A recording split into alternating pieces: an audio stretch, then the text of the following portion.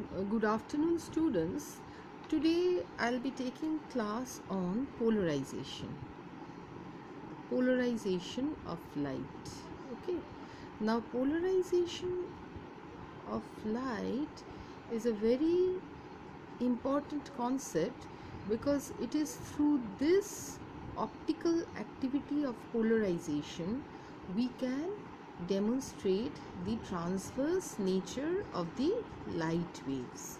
So when we do polarization, when we study polarization, it is therefore important to understand what we basically mean by this. Now and how we really identify that this phenomenon is taking place. Now suppose we consider a point source of light. Well, if we consider a point source of light like this, then we have radiations.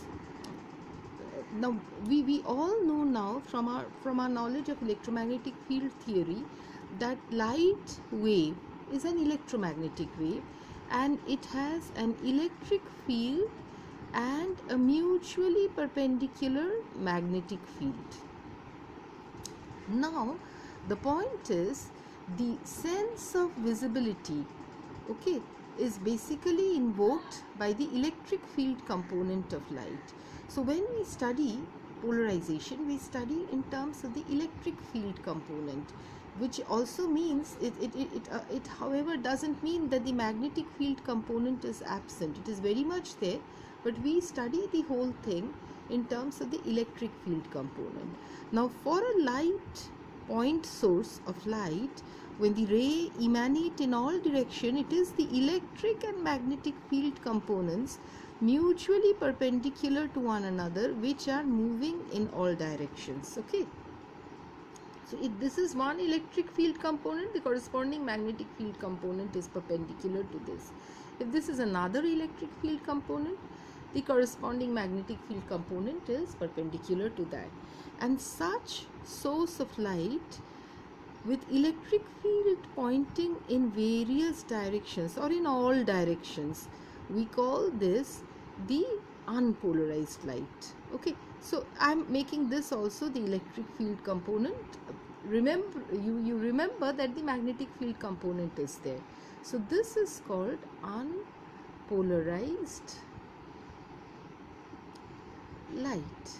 So the light that you see in your classroom basically is an unpolarized light, okay, which is moving in all direction where the electric field component is in one direction.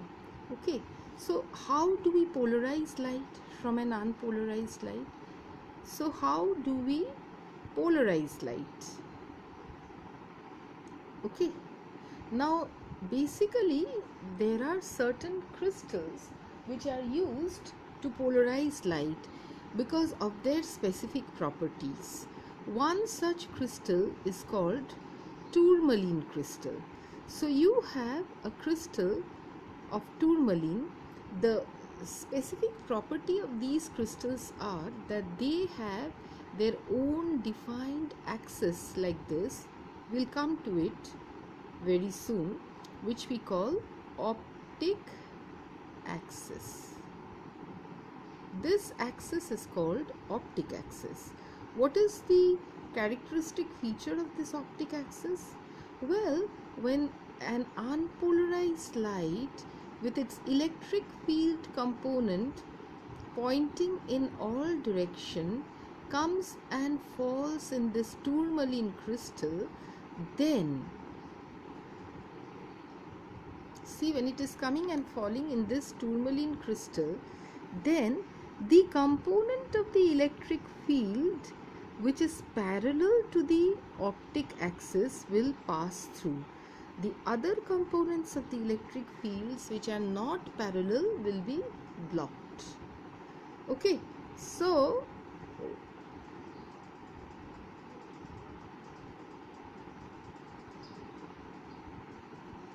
will be blocked. So ultimately for a light which is coming through the tourmaline crystal, what is it that we will observe?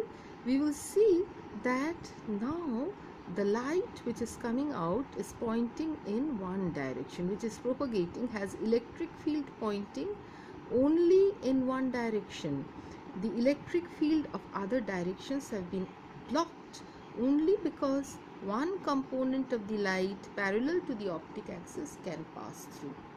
Okay, so now what you have done is you have polarized your light. Okay, now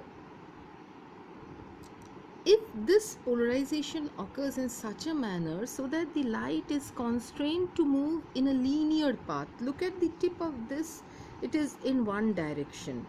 The tip of this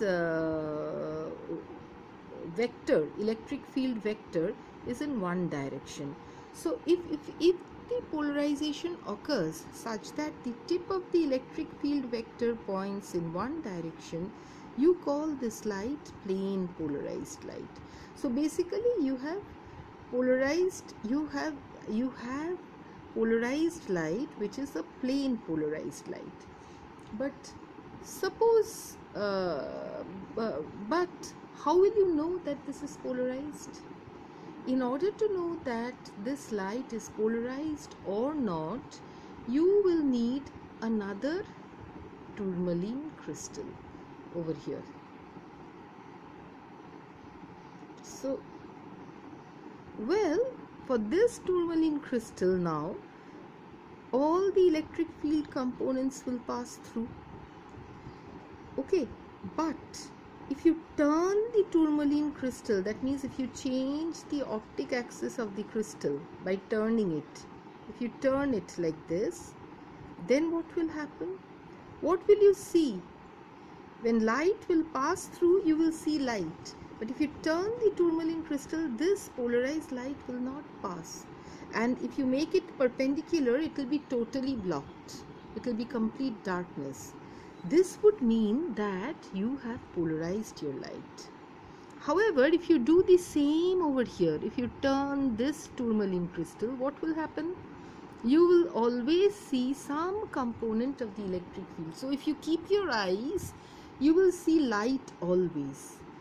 So for an unpolarized light, the first tourmaline crystal will not give the indication whether it has been polarized or not. It will just polarize your light by passing those electric field components which are parallel to the optic axis. You will need another tourmaline crystal to test whether you have polarized your light or not. Okay, and so you call this tourmaline crystal your polarizer, and you call this tourmaline crystal your analyzer.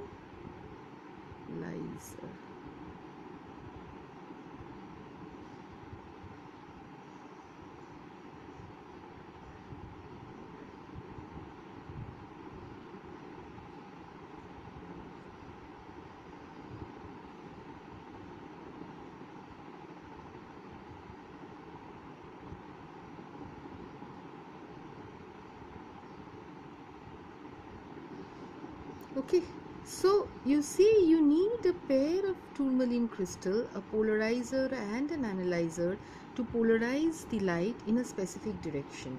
So in this particular case, when light is moving in one particular direction, you have plane.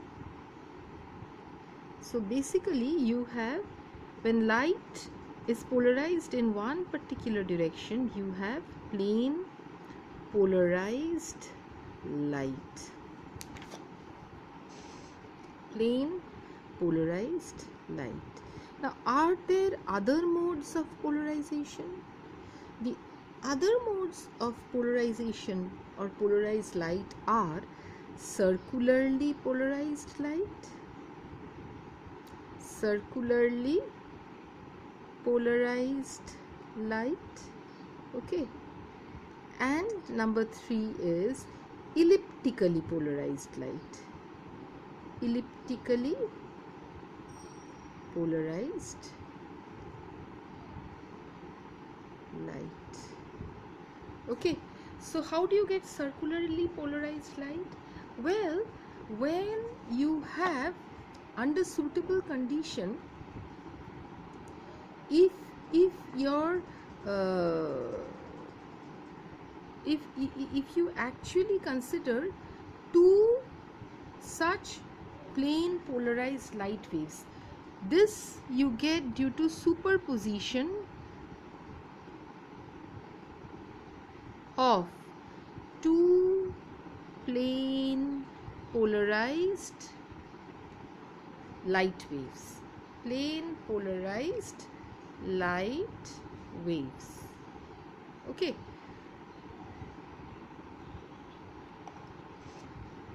Obtained from the superposition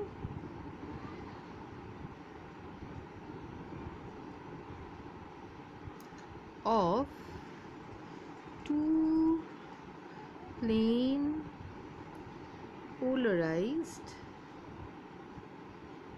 light wave. Okay, so what happens when you polarize two light waves, okay, mutually perpendicular to one another? What you get is a light wave which has circular polarization. How do you know? Well, the tip of the polarized light wave vector will trace out the tip will trace the circumference of a circle.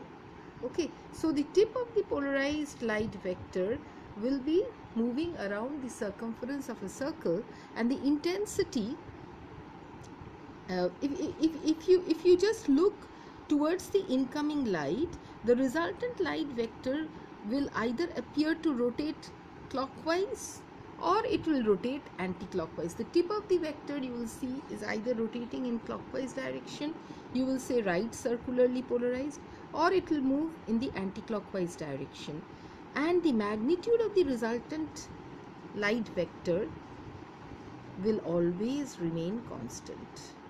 This magnitude will always remain constant. So then you say that you have circularly polarized light. Okay, circularly polarized light.